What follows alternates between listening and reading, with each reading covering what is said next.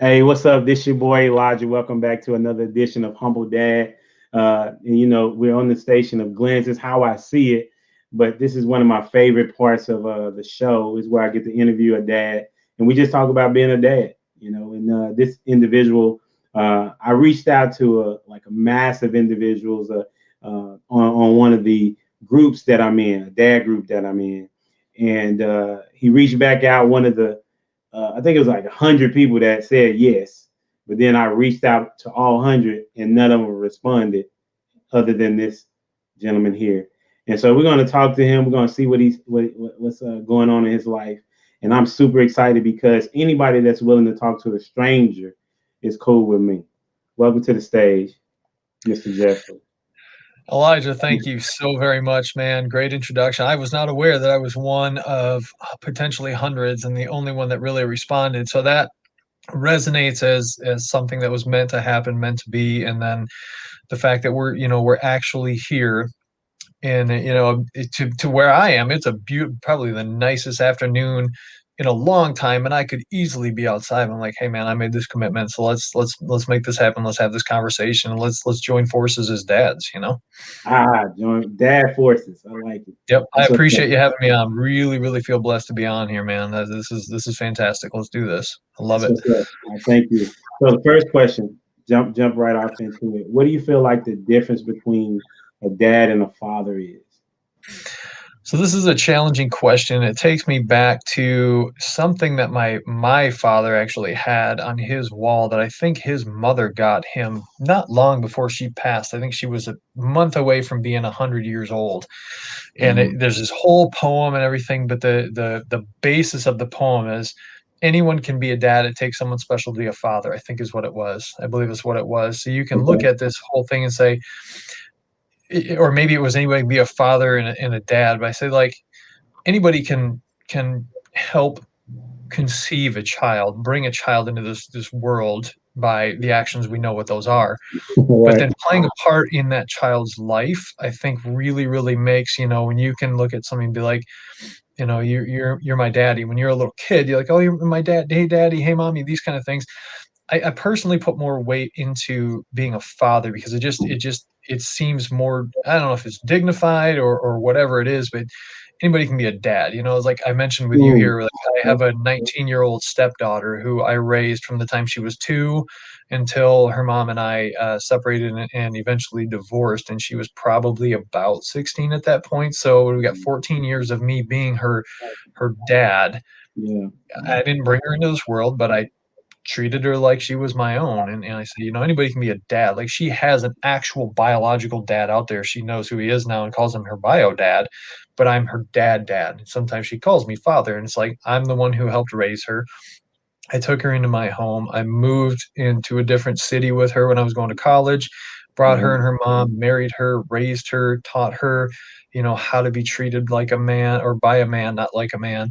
But at the end of the day, I feel like anybody can be a dad and bring a child into this world, but it's what you do with that child once they're here. If you're playing a role in their life, you teach them responsibility, you teach them respect, you teach them love, what it means to be loved, how they should love, how they should be loved, and how they should act in life. That to me is Mm. somebody active father, like playing a role in that Mm. child's life. Sometimes I feel mine is as chaotic as my life is. I'm not being a good enough father to my own son, but then I talk with him all the time. He says, "You're fine." He's 14 now, and he's kind of more or less like, "You do you, I'll do me." And I'm like, "That's not exactly how it's gonna go." But I see you're trying to be more independent. And I still, he comes to me when he needs things. And we've had a great relationship. I feel like I've been a better father to him since.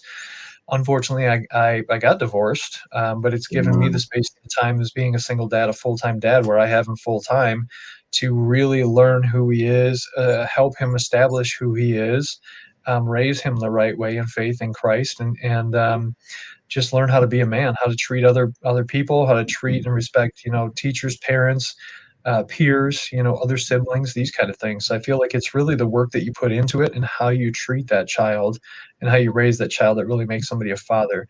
Because anybody can say, oh, I fathered that child. Well, you help bring that child, you help produce that child. You know what I mean? If you're Yeah. not doing anything with that child, I don't really consider you a father. That's just my Man. opinion. No, that's what's up. And and the reason why I ask it is because I like to hear people's perspective on Mhm. the two words because you know words have meaning, and it all depends on how Mhm. they're used. And so, doing these episodes, what I've noticed is that individuals have different terminologies for father and dad. Mhm. You know, and so maybe one day I'll just write something about it. I don't know, but it's been interesting to hear that some people flip it on the other side and say that a father is the one that just um, just is the person that was there, part of the process, but a Yeah. dad is the one, that is intricate part of raising kids. I just Well, like to see. I I'm not want saying to you're jump in real wrong. quick. I want to jump in real quick, and neither one is right or wrong. It's how Yeah, you perceive what the word means. Is ultimately, and I kind of look at it more from a biblical perspective because we yeah, consider Abraham the father of our, the yeah, father. The yeah. Abraham was the father of everyone, essentially. You know what I mean? And there are people who say, they say things like "Daddy God." But we usually, when we pray from that perspective, we say, "Father God." You know, Yeah, our Lord in heaven, our Father, our Savior. That's kind of how I look at it. But yeah. I wasn't looking for a right or wrong. actual in actual terminology, you say, I fathered that child. Yeah, you did. And maybe being a dad to that person is more important, where I perceive them as one versus the other. Yeah, You could perceive it different. There's no difference yeah, in there. It's just how yeah, you look at it and how you perceive it. But I always look at it as like, Abraham is the father of our nation of all people, and God is our father. You know what I mean? I don't yeah. say God or dad. I don't know. For me, that's just kind of how I look at it. That's But neither cool. one is right or wrong. It's like I saying was just potato, giving you potato. an It's like update. I was just giving you an update on like what why it's interesting it because is absolutely. like if I was if I was to ask a question, what's a chair?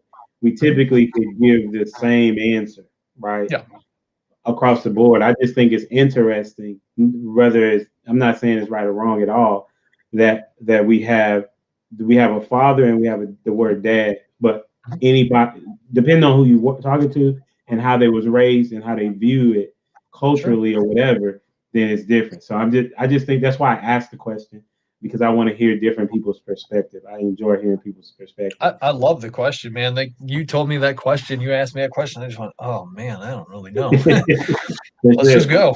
For sure. So let's dive off into like Yeah. back when you were younger. Mhm. I like to hear the history of dads and like what made them get to the point of what was the things that were the makeup of them. So did you have a father figure? Did you have a dad in your life? Take me back to maybe elementary, middle school Sure. years.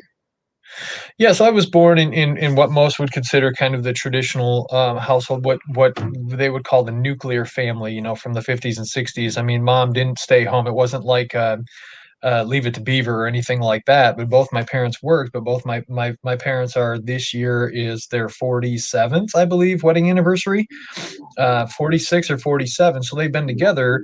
And I turned 40 this year, so they've been together since years prior to me being even a thought. So we Wow. never really had that issue. It's been a great dynamic where it's always been there. They've always subscribed to more of the traditional husband wife roles where mom was cooking and cleaning these kind of things even though she did work. But there was a period after each one of my brothers was born and after I was born where she didn't work for whatever you call maternity leave in the 80s. Yeah. And dad still worked, and sometimes they both worked two jobs. They worked full time and then alternated on half year on secondary jobs or part-time jobs or whatever to ensure that ends were met. We always had food on the table.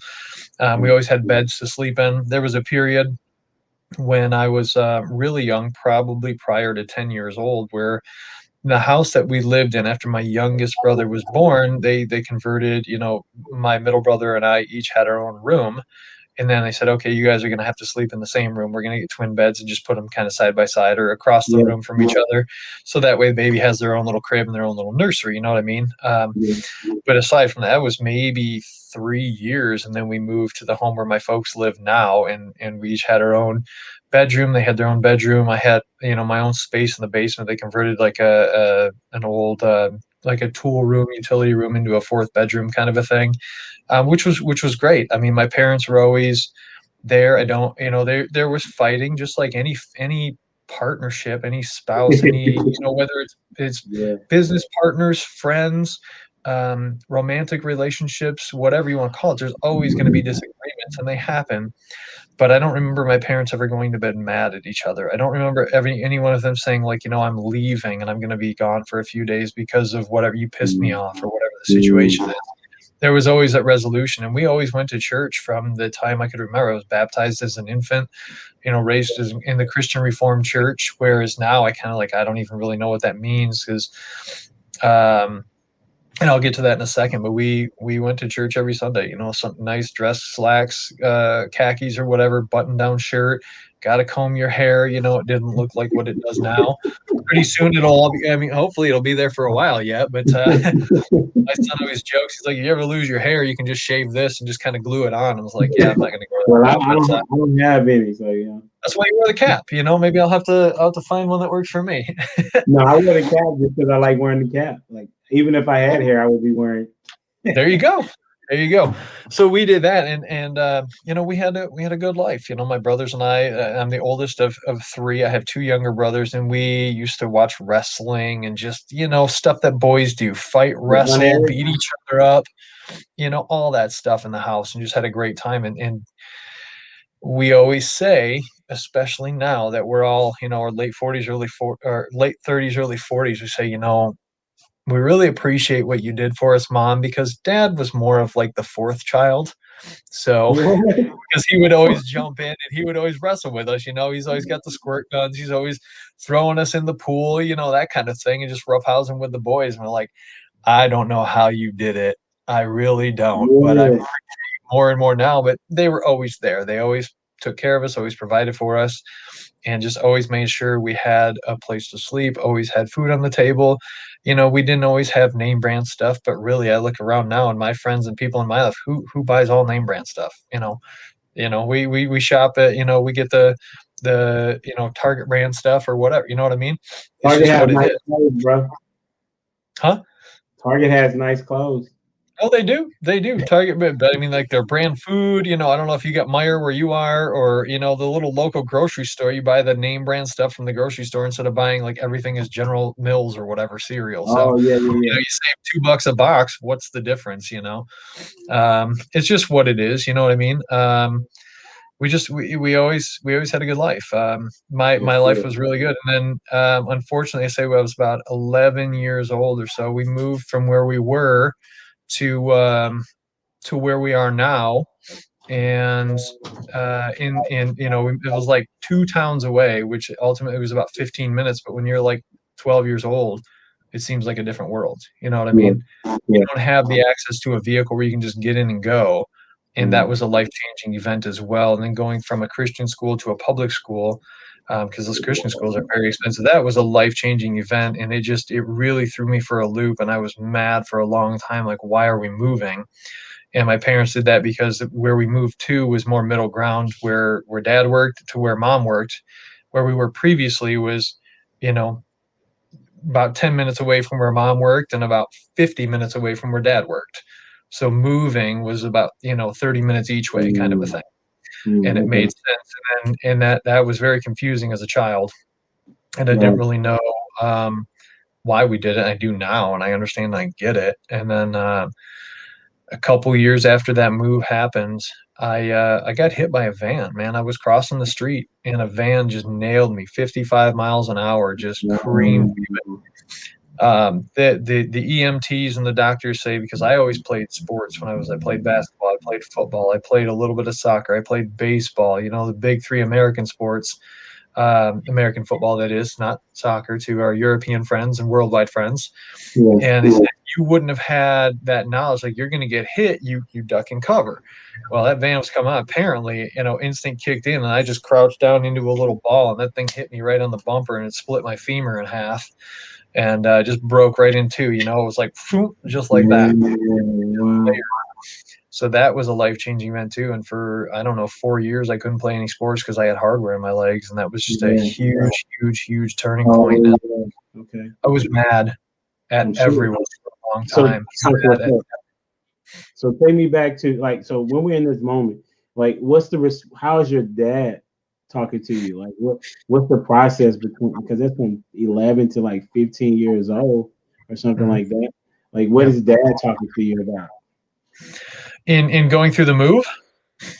And through the move, and then when this incident happens.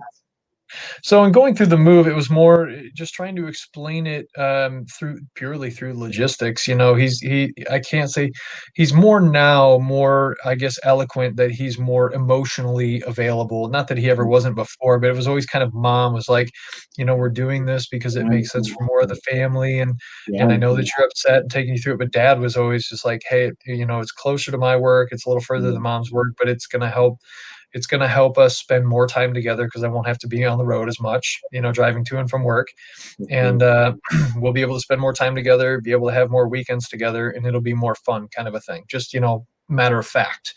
That through the accident was he was really kind of, I wouldn't say that he was never not there, but he really kind of stepped up and was like, you know, I almost lost my firstborn, you know, and it really was like I need to kind of be more available, and to the point where he actually the job that he was doing, he left that job because of the hours and the unavailability of this thing. He became a teacher, so he could, while we were in school, he was in at work. When we were not in school, he was not at work. We had our summers off together. We were able to spend our summers together. You know, he had the evenings off, had the spring break off, all that stuff. So it was really, I hate to say it was a blessing, but in a way, and everything that's happened since then, it was a blessing. And we were able to spend a lot more time together. And even though I wasn't able to play sports, I was able to be an observer, and I got to spend more time with my dad and just kind of hang out with him because I wasn't on the field doing those things. I was with him watching my brothers play, and it just kind of brought our relationship to a different level. It made us a little bit closer.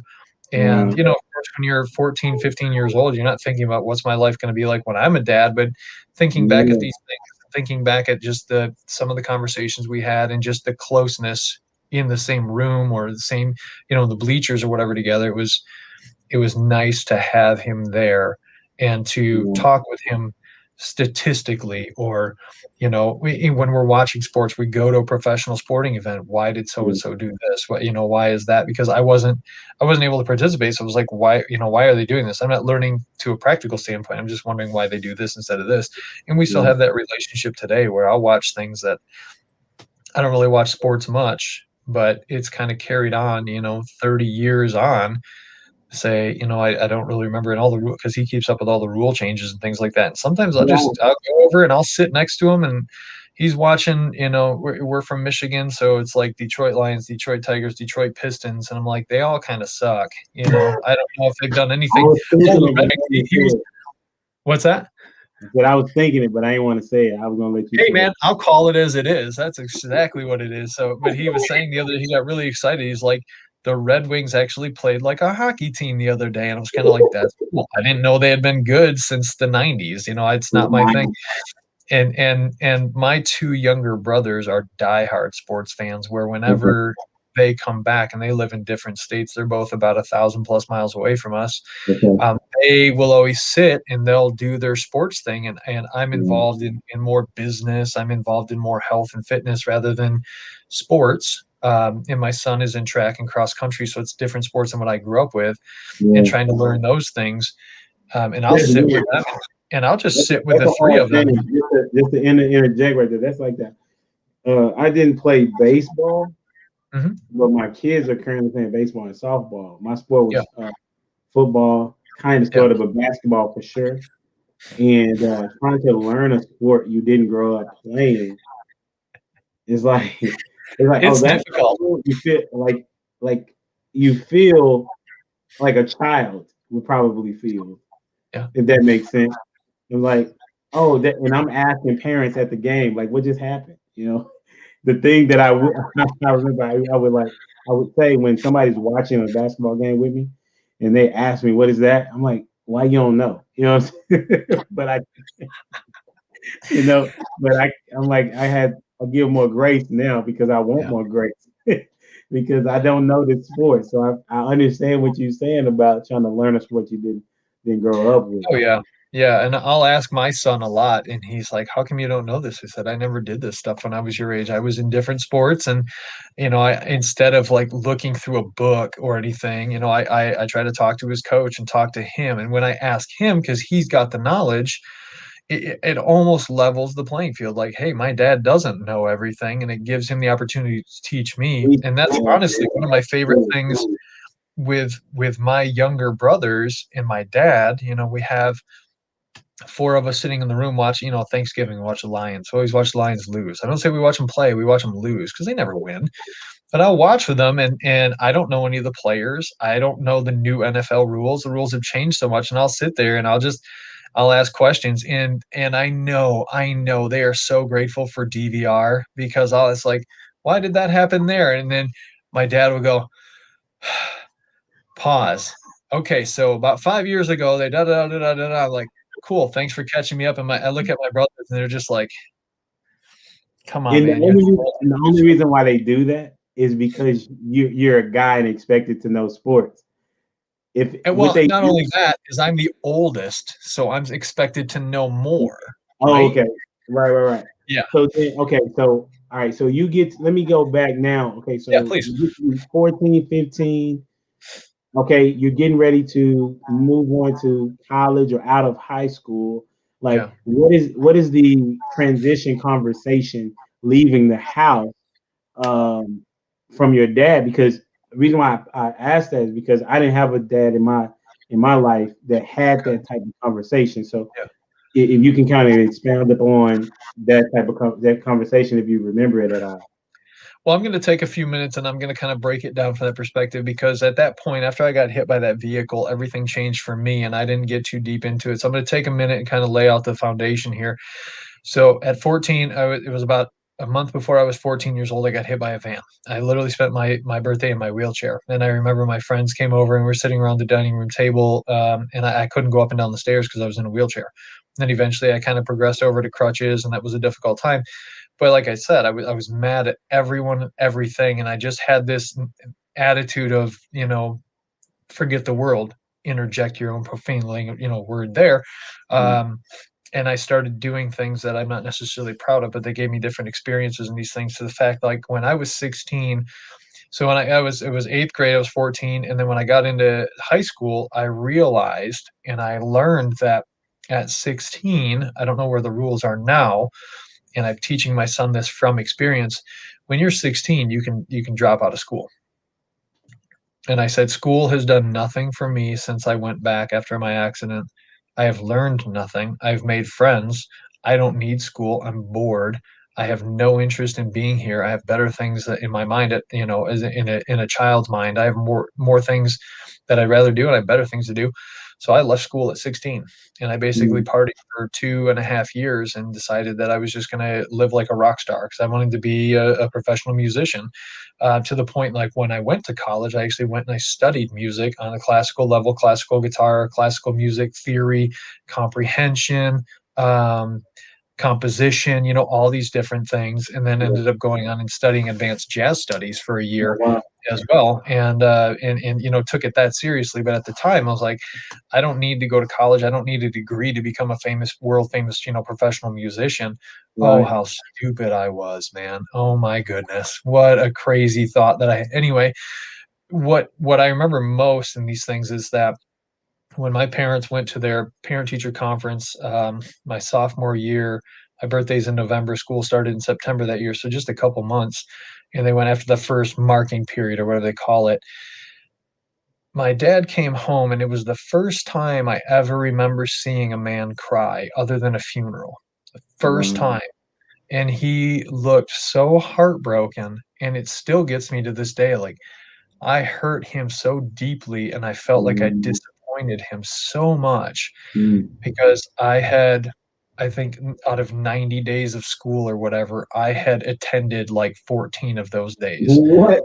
My Wait, GPA. hold on. So they didn't. So your parents had no idea at this point before that? Oh no, I would go to school. I would Okay. I would get on the bus. I would get off. And then I would get off the bus and kids would go into school and I would go into the tennis courts and I would meet up with some of my buddies and we would, partake in illegal things and whatever. And then, they would get calls from the school and they tried at some point, but I was very defiant and they tried to kind of set me straight. And I realize now that there was a tremendous amount of prayer, but I was so defiant that nothing was going to keep me from doing what I wanted to do. Which eventually led me to a lot of legal troubles, which kind of, scared me to the point where it's like, I spent 30 days in jail at one point. And after that, I went, okay, this is not how I want to spend my life. Now that I've got this, I know that if it ever happens again, I'm going to be right back here. And it's going to be at least double that. And then then there's probably going to be a year and then maybe 5. So I went, okay, what do I need to do? Wipe the slate clean and move forward. But I would go to school and then I would leave. And I would just do my thing. I know that my parents knew about it and they tried to set me straight and they tried to ground me or whatever, but I had a room in the basement. I could pop the window open, sneak out at night. You weren't going to keep me down, kind of a thing. So it was a bit of a hellraiser and a hellion. And I had a GPA of like 0.77 was my GPA. Wow. And they kind of just not to go. I would take the tests, I would show up on test day and I would still take the tests. Like I'm not a stupid person. It's not that I lack the intelligence. I lacked the drive, the motivation and the interest to be at school. It did nothing for me. That's why I said what's impressive to still have that over GPA not going at all. I'm surprised too, man. I'm surprised as well. But I was a teacher for 11 years. Yeah. So you probably ran into students like me. Oh, for sure. Yeah. But I did. I remember one of my at the conference, my parents came home and they said, you have this one teacher, her name was Mrs. James. She's long since retired, I think. I pray. Hopefully she never sees this, but she said, I don't know how he does it. He has not been to class in like a month and a half and he shows up for test day and he still gets an A on the test. I'm like, to me, it was like common sense, knowing the answers did not encourage me to go to school. You know what I mean? Right. And like I said, I didn't like the intelligence, but that was a moment that I'll never forget. And I just, I was like, okay, well, I'm just going to work and I'm going to save up money and I'm going to do what I want to do. And I want to eventually make my parents proud by being some sort of a, your financial success story. You're like Steve Jobs, these kind of things. Be somebody who is somebody, kind of a thing. And I just remember that he was heartbroken and I couldn't believe it. And then he was always there and he's like, well, you're going to work, you're going to pay rent, you're going to pay your car insurance. And as long as you're doing these things, you can live in the house. But if you stop doing any of these things, you're gone. And I said, well, I don't have anywhere else to go. So, I mean, that seems like a fair deal. And I did until I was 18, took the whatever test, the aptitude test or the equivalency test, I think is what it is. Yeah. And went in there. I said, well, if I'm going to go to college, I'm going to study music. I need to know what to do. So that's when I really I was a turd for a number of years, man, like 4 or 5 years. And I finally said, all right, well, I need to figure out what I'm going to do with my life after I spent a little time in jail, after I got in trouble, after my parents actually called the cops on me a few times because they're like, we don't know what to do. He needs to be straightened out, kind of a thing. And it was an effective method. I wouldn't advise it, but it was effective and it worked. And I started to take them more seriously and started to respect them and started to appreciate them and started to really realize all the crap that I put them through and try to rebuild and establish a relationship. And I remember that my dad came to me and just said, I never stopped loving you. I never stopped caring for you. I just didn't know what to do. And I needed to find out something, a dramatic and a drastic way to help you realize how much we cared about you, more or less like welcome back. We've always been here. My dad. I said when? About 18. Yeah. When I took my GED when I was 18, effectively graduating with my high school class, at the same time I got my GED when they all got their diplomas from school. And that's when I started. Same thing to me. Yeah. So I started to add, like, what am I going to do? And then he was like, I've always loved, he was a journalist, a sports journalist for 30 years before maybe not 30 years, maybe 20, whatever years before he started to become a teacher. And that was about the time I got into my accident. Yeah. He was a, hey, it makes sense for him to enjoy the game so much. That's cool. Yeah, he was a statistics guy. He was never good enough to really play, but he loved the he loved sports, so he learned Yeah. everything he could about them, and he got to interview your pro athletes. You know, we used to take summer vacations, the places that we were where we would vacation to. If it was Nashville, it was when the team was home. If we're in Dallas, it was when the home team was there. If we're in Los Angeles, we were going to go see the Dodgers or whoever play, you know what I Okay. mean, that kind of thing. Yeah.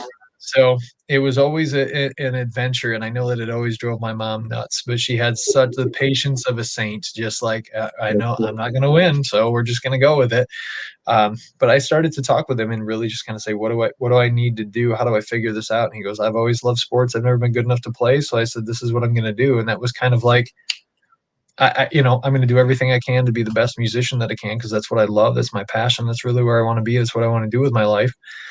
And I didn't really know where to start. So I started to go to community college. He's like, as long as you're working, you're going to school, you can still live in my house, and I'm here to help you, no matter what. So I hope that's a long-winded answer, but I hope Yeah. that we got there. I love that. Hey, I enjoy the story. I'm listening and learning and seeing the aspects of what I can do to help my kids Mhm. uh, moving in the trajectory of their whatever it is that their ability and their knowledge and their passion, as well as what God wants them to do. And so, like Yeah. I said, I wanted to know that what was Dad saying, Mhm. especially when you say you were close. So I would imagine that he was saying something to you as Yeah. you transition out. And yes, the backstory makes sense for the following part. So as Yeah. you go on and get your degree, is that right? You did finish? Is that am I right? Yep. I got a degree in music performance and a Okay. minor in educational or jazz studies. I don't remember. Okay. I haven't So used it when in you years. did that, yeah. So when you did that, when is the time from that did you have your first kid or have a kid that you had to raise? Okay, so when I got my GED, it was right off the bat. I knew exactly what I was going to do. I knew that I was going to, I went to community college for a couple years, and then the whole time I'm forward thinking, because there are two major music focused schools in the United States. Now there are probably, a lot more, and there's always universities that have great music programs, but I was looking Berkeley School of Music over in I think it's in Boston over on the East Coast, and then there's Musicians Institute over in the Hollywood, Los Angeles area on the West Coast. So my dream was, I'm going to go to one of these places.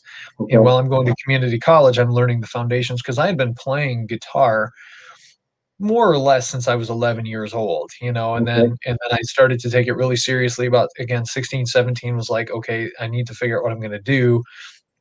And they always encourage me. They always, we'll help you with lessons. We'll buy you the equipment, as long as you're paying rent, you're working, you're going to school, these kind of things. You're paying for your car or whatever. And not getting into trouble was the big one, eventually. But I was going to community college, and I was so stubborn and obstinate that I didn't want to do any English, math, science, any of these gen ed courses. So it was just music, music, music, music, music. And then I had to go back for probably a year and just go through and do all of the regular ed courses to get the equivalency, you know what I mean? So I could transfer into a school. Yeah. Well, in looking at it, he helped me do the research into college, and to say, okay, what do you, it's like, I don't know. He went to university, he knew what to do, so he was kind of helping me with that stuff. And then we looked at Boston, we looked at Los Angeles, and those places are so expensive to live. Yeah. Um, I couldn't believe, because I grew up in, the town that I lived in, we called the bubble. And it was just one of those things, we just called it the bubble. And it's funny because my fiance will say it too. She just told her son earlier today, it was like, he grew up in this place, this little Dutch private little community. There's a church almost literally on every single corner. I think at one point somebody told me, and I don't know if this is true, but per population, the in the town, it held the Guinness Book of World Records of the most churches per capita, um, in within the township, ordinance or whatever, the borders. And I was like, I mean, that sounds about right, because I mean, if I'm Yeah. riding my bike to school from my house, I pass 8 churches. I mean, it's like Yeah. crazy. who needs that many anyway? I digress. And he would just, but we grew up in the bubble, so I was very sheltered. I didn't start going to like the bigger city in Grand Rapids until I was a little bit older, probably about 16, 17. And then even then it was like to go out there and just kind of cause a ruckus and then come back home. But looking at the cost of living and like, how much does it cost to live here? I don't know. Okay, well, you got to factor that in. What about fuel? You got to factor that in. What about the cost of your insurance? Got to factor that in for your car. How are you going to get to school? How are you going to pay for parking? Because these are private schools. They don't have, a school annual parking pass. They don't have dorms. They don't have any of this stuff. Like, you need to find an apartment. You need to find roommates. You need to, blah, blah, blah, blah, blah. And it's like, oh man, I'm not ready for this. And I remember talking to the faculty in Los Angeles, and they said, a lot of times we have somewhere between 4 and 6 students living in a studio apartment just a couple blocks from the school, just to make sure that they can afford. And it was like 4 to 6 people living in a studio. Like, I'm used to having my own bedroom, my own little basement hangout area. I have a little corner where I practice my guitar. I've had friends over and we'd set up our gear in the garage and we'd play and we'd jam. And you're talking about 600 square foot studio with 4 to 6 people, 12 to $1,500 a month, not including utilities. And it's like, what? No, and this was. What did you end up doing? What did you end up doing? Well, I ended up finding a school in Minneapolis, which is no longer there. It's called Musicians Institute, and Minneapolis is, maybe 10% more expensive than where I grew up, so it was much more reasonable. I ended up finding a house that I know I got off topic. I'm getting there. 2-bedroom house, kind of in the hood, not really a good place to raise kids. But in that time, like when I met my ex-wife, we started dating about the time I got accepted into the schools. And my mindset ultimately was, and when I met her, she had a daughter who was about 2 years old. And I was like, I'm not ready for this, but I love this woman. I guess I'm just going to do it and figure it out along the way, kind of a thing. So I kind of became father to this 2-year-old little girl. Sweetheart, precious little girl. And we started spending time together, and she would say, she never met her dad because when my ex-wife was pregnant, they had a big falling out, and he ended up moving to the east side of the state in Detroit area. We're on the west side of the state, and they just never talked. And I think she knew that he knew that she was pregnant, but they never had anything beyond that. So I was dad by default because she didn't know any other father. And then at 2 years old, how did you transition? This was at 18? No, this was like I went to college for a couple of years. This was probably about 21. Okay, so at 21, now you're saying, I like this I'm girl. a dad. You're a dad at 21. So how did you walk through being a dad to a 2-year-old that's not biologically yours? No idea, man.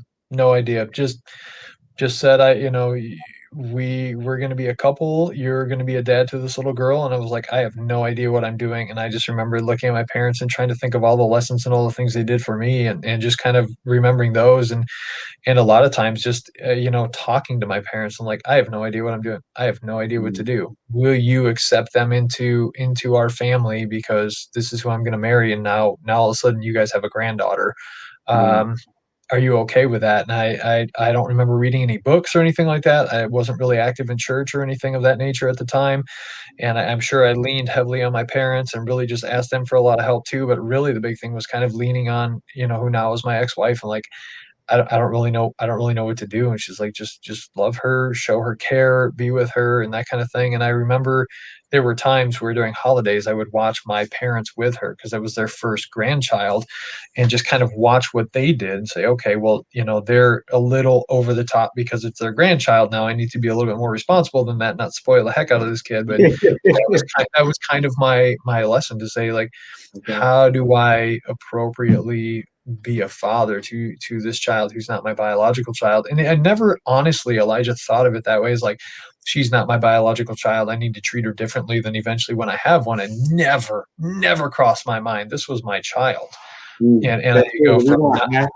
Like, the reason why I ask is because that's the struggle of current day of a guy not wanting to marry a woman with a child. I mean, they do, but it's not like there's not their perfect situation, or wanting that to be a situation, even an option for them.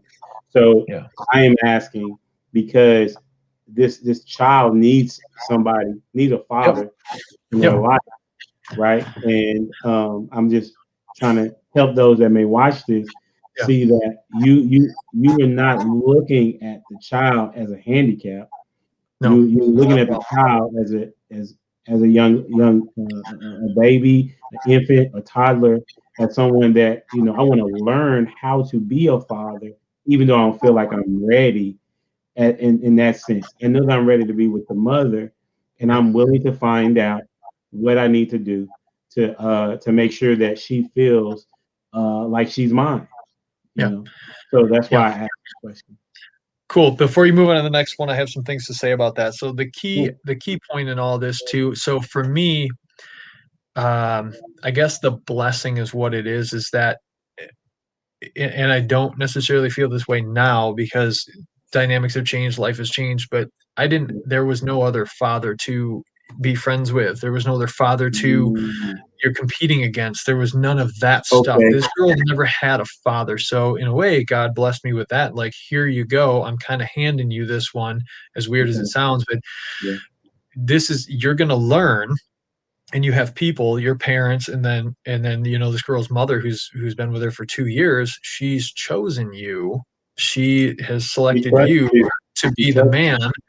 Yes, to trust you to be with her daughter, and that's a big responsibility. And I didn't have you. anybody to contend with. I didn't have anybody to compete with. I didn't have any of that stuff. And it was never like she's going to go see him every other weekend and every Wednesday or anything. There was none of that stuff. So it was just like I'm all of a sudden full time and trying to get used to that.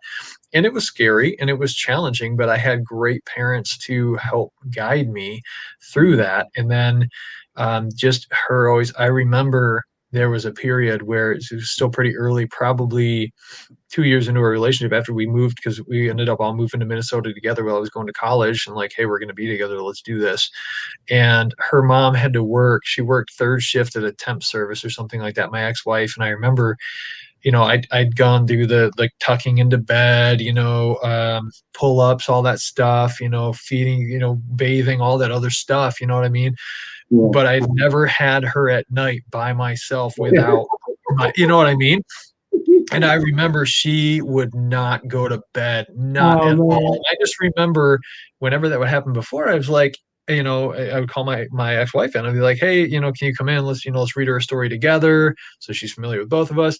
And it was just me. And I'm like the kid in Home Alone going, I don't know what to do. It's 2 hours later and she's still in bed screaming and crying. And I'm just like, I'm getting frustrated. I'm like, I have to go to bed because I got school in the morning. I don't know what I'm going to do. I really don't know what to do. So I think I ended up just like, I think if I remember right, I laid on the floor next to her and just started talking with her and just kind of put my arm up. Your arm is up, you can't see, but it's like elevated, and like the frame of the bed is like right here. So my arm is like this, and I'm going, I don't really know. And about 10 minutes later, my arm's asleep and I can hear her starting to whimper and she's starting to settle down a little bit. And I'm saying like, I'm perfect, but this was like, it took me 3 hours probably to figure this out. And I'm just like, I don't know what to do. And I remember like, I'm calling her and she had the only cell phone. This was before I had my own cell phone. And it's like, I'm calling from the house phone, the cordless house phone. And like, I don't know what to do. And texting was, 45 cents a text or whatever it was. It's like, I have no idea what I'm doing, man. And eventually she fell asleep. And I remember falling asleep and I couldn't, it must have been 3-4 o'clock in the morning. And I finally like, okay, I think she's asleep. And I kind of like crawled my way out, like opened the door a little bit and like eventually crawled into the room next door and fell asleep for like 2 hours until she came home the next morning. She's like, how was it? And I went, I don't even know if I'm going to go to school today. That's how bad it was. But it's like, there's no manual on that. So anyway, moving forward, like here's the thing now. It's like, so it wasn't all bad because there was nobody else trying to parent this child who doesn't live with this child, because everybody has different parenting styles. And now I'm in a situation where my fiance has a 10-year-old who had a father in his life, for a period. And I have a 14-year-old whose mother was in his life for a period, and the dynamics and situations have changed, and they're not really in the child's respective lives anymore, but they are aware of them, and they're aware of the parenting styles and the dynamics, and whether we were together or they were ever together or not, whatever that situation was. Now I'm walking into, over the last year and a half, to say, I'm never going to try to replace your father. And I know that you know who he was. I know that you know who your dad was, and I'm never going to be him. I'm just going to be the best be that I can. And, here's my son, and let's try to work on that so you guys can be together. And if you got any question, if you don't like what I do, talk with your mom, and I talk with her a lot. And if my dad doesn't know what to do, because he's never been in this blended family situation. So now I'm just consulting, which is where we met in the single dads group, which is, thank God for Facebook and social media, where there are tens of hundreds of thousands of other people. You say, hey, I'm dealing with a situation that I have no idea what to do. Anybody got any advice? And that's where we met. And they say, hey, man, in a day's time, you can have 400 responses. And it's just a matter of taking the time and like, okay, so you did it this way, you did this way. Okay, so this is what worked. Okay, cool. The similar situations. So you can seek advice from other dads, which is ultimately how we came together. And the kind of a lot of it is admitting that I don't have all the answers and talking with her, my fiance, and saying, I think this is a problem. Yeah. Can you please talk with him? Because I think I did something that might have caused a problem, and I don't want to come to him and be like, yo, what's up? You know what I mean? That's not my place.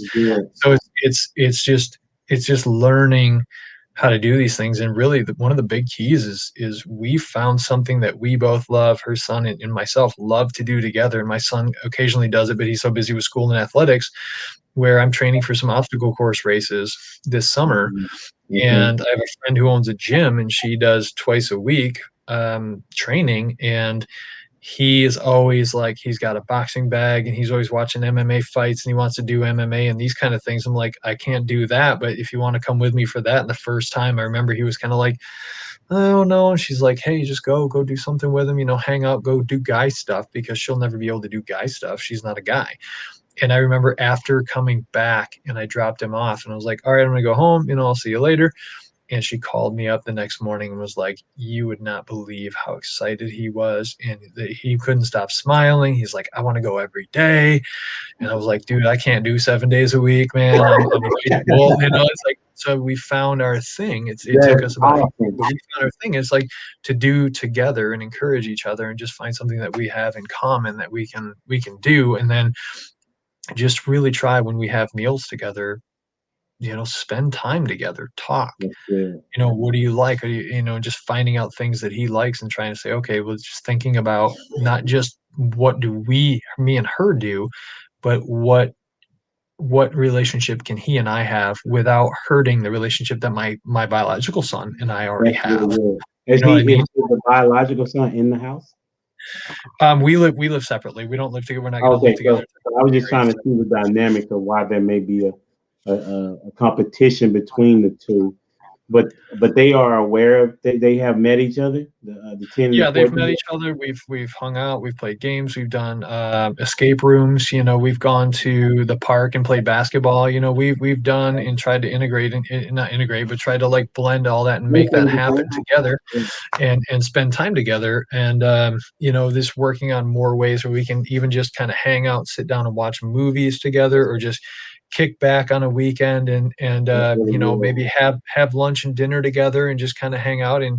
And they both like playing video games, so they have similar interests, but it's also 14 and 10. Like, it's only 4 years, but at that time, 28 to 24 is different than 14 to 10, because you're at that point in your life where you're starting to go through puberty, maturing, like, oh my gosh, all of a sudden there's a 10-year-old in my life, and like, blah, blah, blah, blah, blah, it's like, because I've got friends, like I'm almost 40. I mean, one of my best friends is 56, that's a 26-year or 16-year age difference. And it doesn't mean the same as 14 years and 10 years, you know what I mean? But they have some similar interest, and they're both involved in athletics, and they're both pretty healthy, like-minded. So they do stuff like that, and it works. It's just such a blessing, but it's also one of them all of a sudden doesn't have a mother, and the other one all of a sudden doesn't have a father. And now all of a sudden my son's going to have a different mom, and her son's going to have a different dad, and trying to figure that out. And just really a lot of prayers, a lot of leaning into our faith in God, and talking with other single parents, and trying to just do what's right, what feels right. You know what I mean? Yeah, that's what's up. The reason I even got into the group for my followers, thinking that, why you in a single dads group, it was because, even though I'm not single, Mhm. uh, I wanted to be able to get the experience of knowing what it is that, single dads think about. But that doesn't mean that I can't glean from them as it relates to how they're raising their kid. So that was the reason why I was in there and trying to get some understanding of different situations, as well as hoping somebody would come on the podcast to give their take, Yeah. which it worked, obviously, Well, right? here we are. And so I really appreciate the Yeah. information and the stories that you're telling, because you can literally visualize what it is that you're saying and also put it into play. One of the things that I took from what you said thus far was, and I wrote it down. You're trying to help them be somebody, or what your dad I think told you is be somebody who is somebody. Yeah. And if I That's can important. continue, yeah, if I can, don't just be somebody. Like, you want to be somebody who is somebody, meaning that people respect who you are, and you're basically leaving a mark in this world where you are, not just a come through and pass by type of individual. Yeah. So appreciate that, man. It's been good. I value your time. So I'm going to kind of wrap it up a little bit so we can Yeah. move into our questions. And for those that are listening, make sure you go like, share, comment on the video, and subscribe to the channel. I'm moving from YouTube and Facebook. I'm gonna be on Rumble, and so I'll put that in the captions and whatnot. Nice. Because I mean, I think I told you this, but my site was taken down like Yep. a month ago, and they wouldn't give it back to me or whatever. Yep. But so you got to transition, right? Yeah. So with that being said, we're going to ask you a number between 1 and 45, and I'm gonna read a question, and you answer the question to the best of your ability. Ready? Yeah. Let's go 33. Okay. What is your favorite thing about your mother?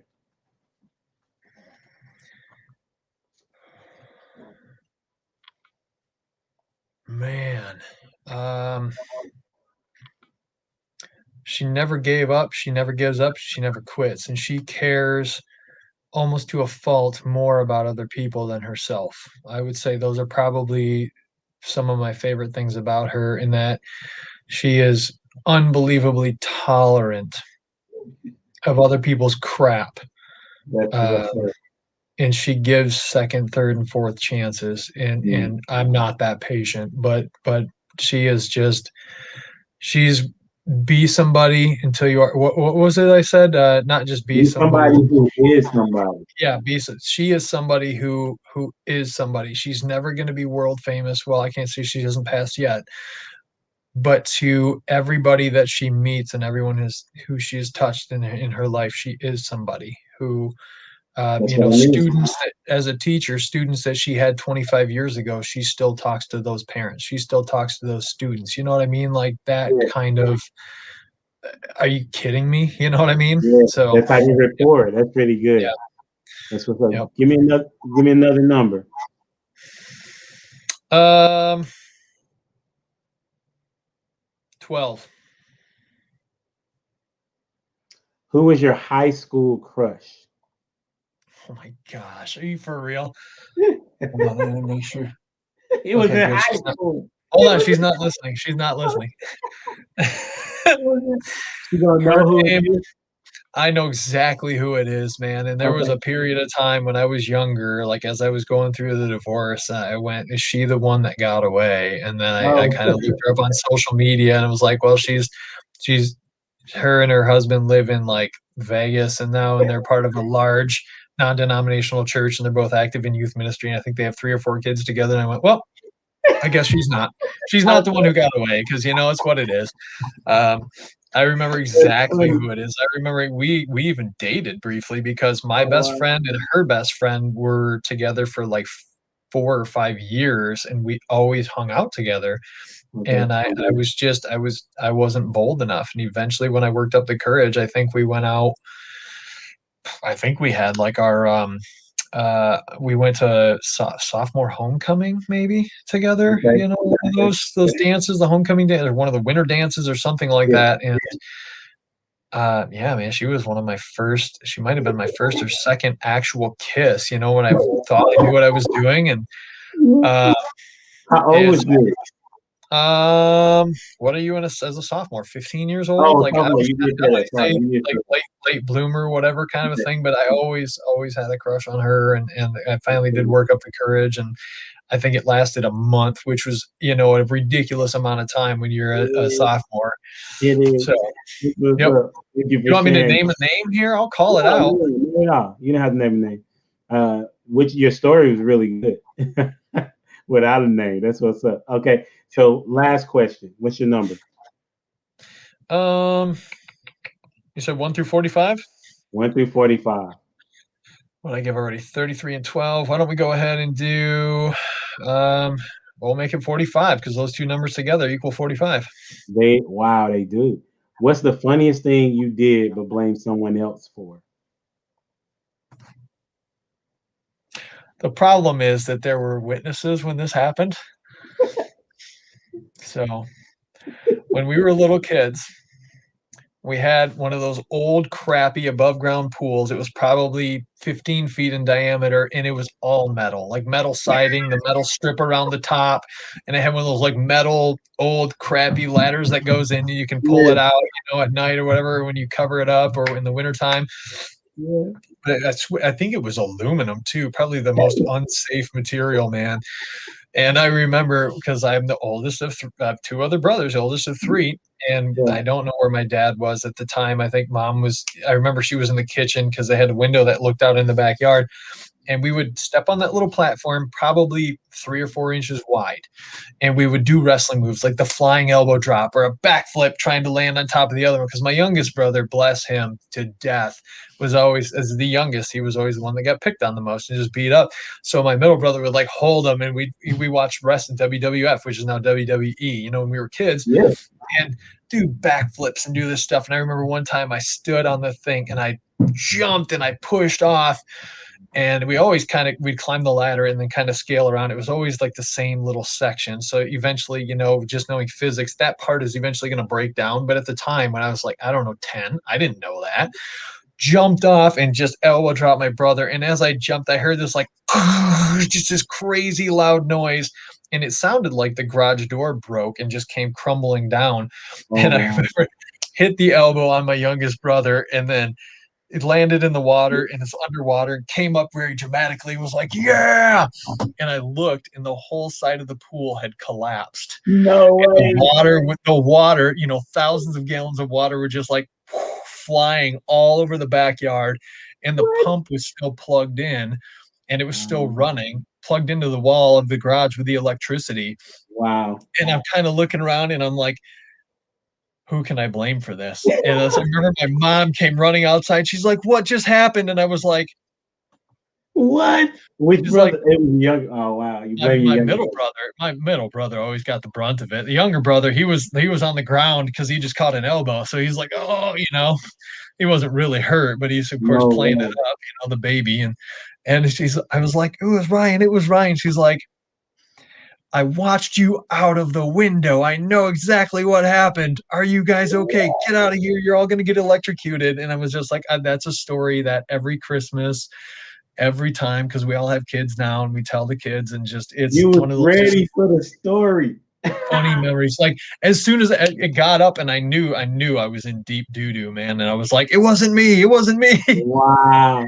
Thank you for Yep. sharing. That's what's up, man. That, Yeah, oh you man, seem like you had that one on deck.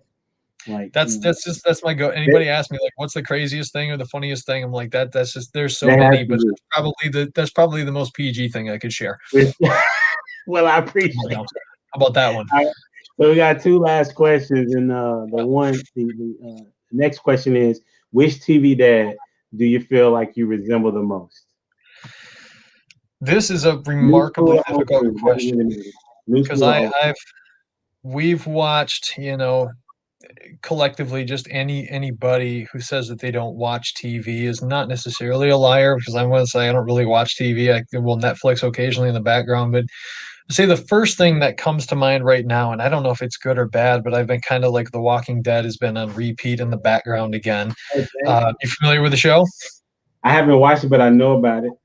No, a So little bit. there's the main guy, his name is Rick Grimes, and he's the main character of the show, and he goes through this growth period on there, and I'm on season 8, toward the end of season 8 right now, and his um do you have an interest in watching it? No. Be honest. Okay, so spoiler alert, anybody who is, and this was like 4 years ago. So if you're not caught up now, oh well, whatever. His oldest son, who was when the show started in the timeline of the show, he was probably 11 years old, 10 or 11 Okay. years old, just a little boy, and he's grown up over the timeline of the show into a young man who's gone through traumatic events. He lost an eye. He's had to be like the man of the house when his dad was out because his mother died when he was really little in the zombie apocalypse. And toward the end of it, and what just happened is the whole episode was kind of drawn out in memories and things like that. The boy was bitten by a zombie, and he was kind of reminiscing about these things, and his dad was like, everything that I've ever done, every terrible decision I've ever made, every person that I've had to have conflict with, every place that I've moved us, everything has been for you, because I'm like first and foremost a father.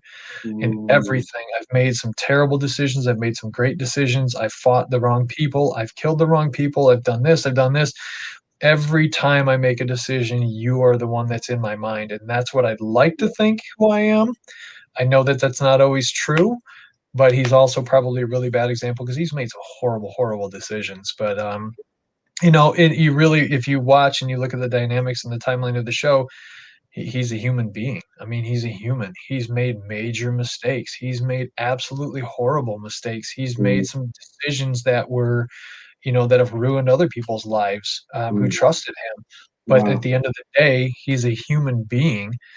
He tried to do what's best for him, what's best for his son, and he has, before his wife in the show passed away, she actually died giving birth to their daughter, and he's got these two kids that all of a sudden he's been married to this woman, and now he's a single dad of two children, and he's Mm, trying to not only put all that together, but he's the de facto leader because he was the sheriff of the town that, before the apocalypse, he was the sheriff, the lead guy, you know what I mean? So everybody kind yeah. of turned to him because of those. So not only is he in this leadership position, but he's also in this, all of a sudden I'm a single dad position. I'm trying to figure it out. And I don't only have my children to worry about, but a community of people that are turning to me to make the right decision. And at the end of the day, he's a human being and we all make mistakes. And given that, and I haven't watched further than where I am now, but provided that what he's saying, and obviously it's a fictional show, is true, that's the dad I would like to be Okay. ultimately with Thank that you kind for of. sharing. That's what's up, man. A lot. This has been really good, and I really appreciate the time that you've given me. Last question is, uh, what would you want your kids to say about you? Well, yeah, what would you want your kids to say about you? How do you want to be remembered? Well, I want to be somebody who is somebody. I want to be respected and appreciated by everybody, just like I mentioned my mother is too, who's touched many, many lives. But at the end of the day, none of that matters if I'm not touching the lives and positively influencing and impacting my children. And I'm not talking about just my biological son. The woman I'm about to marry, I'm going to be his dad. I want to do the same for him. I pray that I'm making the right decisions every single day for him. The daughter who I'm kind of a little bit disconnected with because of the divorce, I pray that we can rebuild our relationship and be that for her. The granddaughter that I have, I pray that I can be that for her as well and just be the best dad, the best grandpa, the best, man that I can be and teach them to be respectful, to be responsible, and what kind of great person. And I would love for them to say, my dad was a wonderful dad. Yeah, he made mistakes. Yeah, he screwed up. Yeah, he's not proud of everything he did. And there's things that he did that pissed me off. But at the end of the day, first and foremost, he was a dad, he was a father, he wanted to take care of us, and he wanted to provide the best that he could for us, and that's what matters. That's what's up. Thank you for sharing. And then I'm gonna take myself off, and then you'll have the last words to tell us anything you want to share. All right, I appreciate you. Thank you. On. All right, my friends, thank you for being on here. I really thank Elijah for this opportunity here. This is actually my future, stepson's bedroom where I am here, and this is his loft bed. So, what I would like to say, if you're going through some struggles and you're going through some challenges right now, and you're about to be a single father, who I assume is going to be the majority of this audience here, or you're, a single mother and you'd like your child's father to see this, or whoever, pass this along. Have them watch the entire interview. I know it's over an hour long, but don't plug into the fast food mentality and say, oh my gosh, it's an hour long, I can't watch it. I think that there's some nuggets here. I mean, there's some stories and things that I've told that I've never even thought to think of before, and questions that this man's asked that I never would have answered in the way, because nobody's asked me before. But just know that you're not alone, man. There's a community out there of people who love you, who care about you, and will not judge you based on the decisions that you've made if you've put in the situation for the first time. And I just want to say, if you need a community, there are great communities on Facebook. You can reach out to me on Facebook. My email is Lamberts Jeffrey. You can see on here GEOFFREY. So lambertsjeffrey@gmail.com. I've got my own podcast with one of my best friends and business partners called Broadcast Bros. We talk about different dynamics of being a parent, not being a parent, because he doesn't have any children, what it's like to be a single parent and how to raise kids, and then how to not, never having been a parent. So check that out. And, if you're looking for some advice, you're looking for somebody to talk to listen to you, you have some stuff you want to get off your chest, hit me up on Facebook, man. I don't really do Instagram anymore, but Facebook is kind of my primary platform. And, if we hit it off, and I trust you, you trust me, we'll exchange phone numbers and we'll be on a text basis. And if you're in West Michigan or anywhere in the Midwest, man, I'd love to connect with you as I travel, kind of do my thing, and our life gets a little bit more open. So thank you again for listening. Thank you for watching, however you're absorbing the information. Elijah, thank you for having me on, man. Really, really, truly a pleasure. I love this, and thanks for the opportunity. That's what I got. For sure, man. I appreciate the time. We out here. Thank you for watching Humble Dad. Glances How I See It. Another edition is in the books. Appreciate you. We out here. Deuces. Thank you. See ya.